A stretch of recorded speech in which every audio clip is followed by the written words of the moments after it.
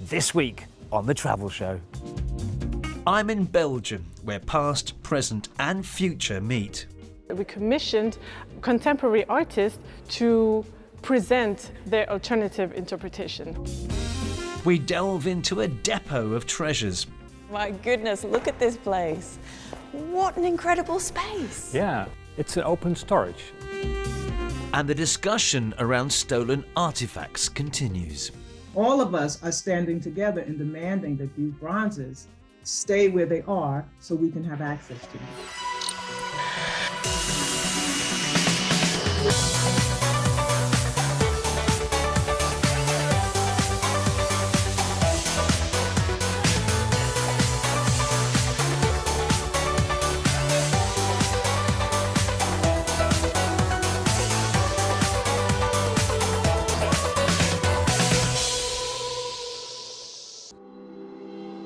You may have seen these items in a museum or heard about the Benin Bronzes in the media.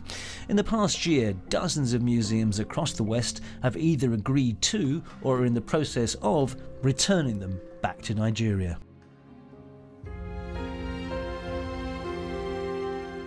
It's estimated around 10,000 pieces were taken by the British during a punitive expedition to Benin in 1897. The bronzes were then sold to institutions around the world. Now, there's no law in the UK which forces museums or other places to return stolen artefacts, but some institutions are doing it independently, like Jesus College, Cambridge. They were the first institution in the world to return a Benin bronze in 2021. And soon, Cambridge University's Museum of Archaeology and Anthropology will follow suit. We've identified 116 objects that were taken during the punitive expedition of 1897, and those are the objects that we will be transferring ownership of. I think it's impossible to overstate just how severe an act of vandalism and cultural violence this was. The heads that we see before us here were several of the objects that graced ancestral altars throughout the palace, and the purpose of those altars was very much to maintain the lineage, to maintain the kingdom. The plaques that had been removed from the walls throughout the city were visualizations of the Benin Kingdom's history and heritage, and those were all taken away in a wholesale export of this material, leaving very, very little behind. Tell me, why are you now, and only now, returning some of the pieces? I think it's the right time for these collections to go back. One might say it's long overdue. I think the main reason, the most recent reason, is that there has been a request from the Nigerian government, and we want the future retelling and care of these collections to be something that's really, really collaborative. However, history can be complicated, and there is one group, led by the descendants of those who were enslaved, calling for the bronzes to remain where they are. Well, the kingdom actually engaged in selling enslaved people. The 16th to 19th century bronzes were made with a manila. This was a currency for the transatlantic slave trade.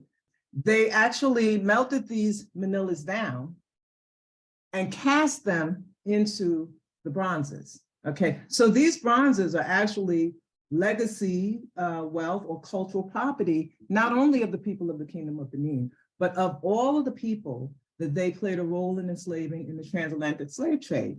And I am one of those DNA descendants, and all of us are standing together and demanding that these bronzes stay where they are so we can have access to them. Deadria, can you tell me, what proof do you have that there is this connection?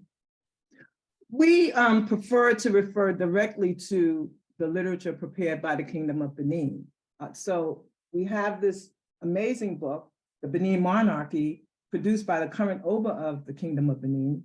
And it actually spells out specifically that they use these manillas and why they needed to get the manillas at a certain point. 50 manillas bought a female, 57 bought a male. Currently, they have 57 active appeals in place, with a further 50 in the works to institutions around the world to keep hold of their bronzes.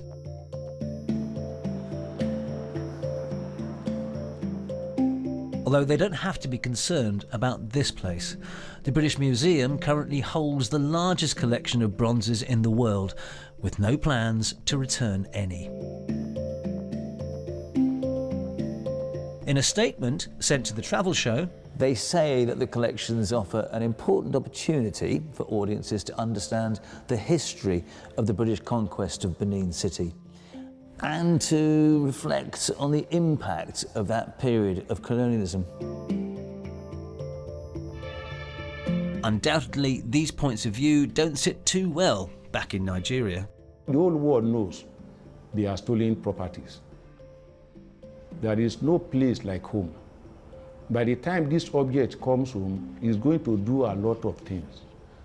It will heal the wounds. It will create more jobs for our people. It will create more tourists to visit our museums. And as for the diaspora's claims, Mark thinks they should come back to Nigeria too, with the bronzes. Meanwhile, plans are underway to build the Edo Museum of West African Art. It's scheduled to open in 2026, and that, they hope, will be filled with all the returned bronzes.